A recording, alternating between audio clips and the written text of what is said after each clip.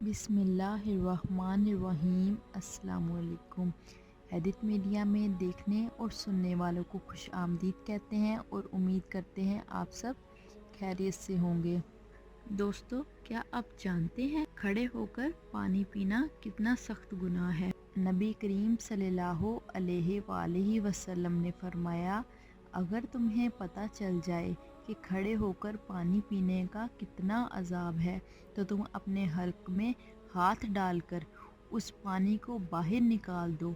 और अगर उस टाइम तुम देख लो कि तुम्हारे साथ कितनी खौफनाक शक्ल वाला शैतान मुंह लगाकर पानी पीता है, अस्तगफिरुल्लाह, तो तुम पानी पीना ही छोड़ दो।